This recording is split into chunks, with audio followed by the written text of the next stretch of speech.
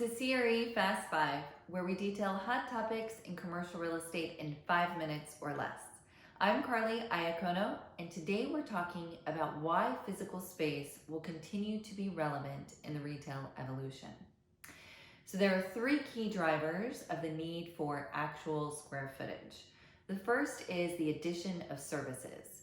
We're going to start by looking at Walgreens. So Walgreens is currently exploring partnerships with some very key players: LabCorp, Delta Dental, some primary care physician groups, and they're contemplating dedicating about 30% of their square footage of their stores to actual patient care.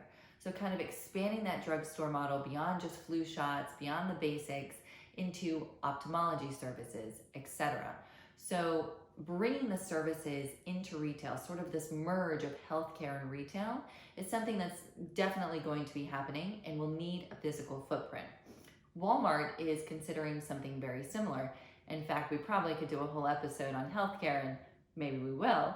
But for today, Walmart is looking at something very similar to Walgreens, and they're taking an approach from a mental health care perspective and kind of taking healthcare into underserved communities by using a certain portion of their stores to offer these services on a more transparent billing rate.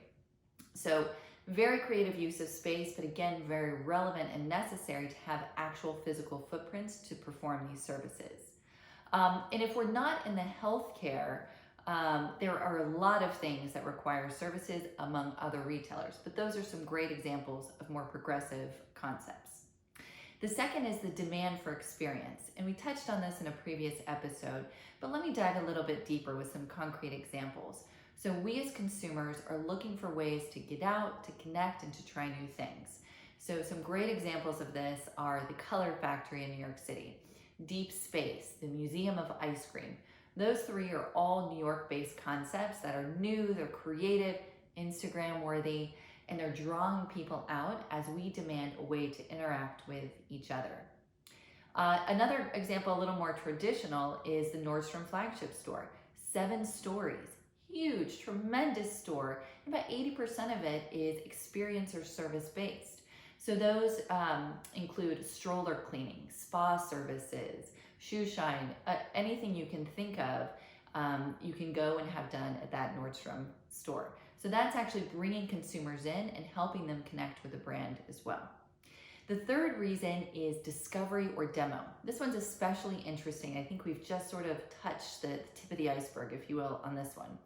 The Samsung Experience store is a great example of this. So you go in and it's really just meant to try out their new products, try out the virtual reality, try out the new cameras or whatever it might be, and really feel connected to the brand.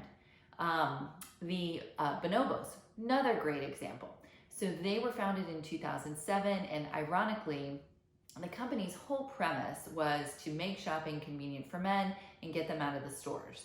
But by 2011, actually their consumer base started demanding physical stores. They wanted to try on the product, they wanted to touch it, they wanted to feel it. So they opened a guide shop, they called it, in the lobby of their New York flagship. It was so successful that by 2013, they had opened another 60 stores across the country, and they were then purchased by Walmart. Very similar kind of touch feel concept is Casper. We've all heard of Casper. They do great advertising. They were really the first mattress in a box company to make it big. So they have a very successful business model. It's a great company, but they are starting to open stores all across the country so consumers can really see how comfortable their mattresses are. So this is a perfect example of that demonstration or demo concept. People want to come try the products. They want to feel them. And they want it to be convenient. They want it to not just be in New York City, but be 15 minutes from their house.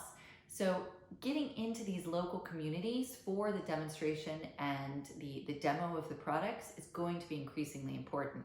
And if you can merge that with experience at the same time, then you'll have repeat customers coming back. Casper actually has a nap ahead service where you can call and book a nap ahead of time. So they're kind of making it fun, they're getting consumers in, and then they have a little bit of an experience element as well. So I think that's a very effective model. So in a way to engage with their consumers and create brand loyalty and create dedication, demo and experience and discovery is very, very important.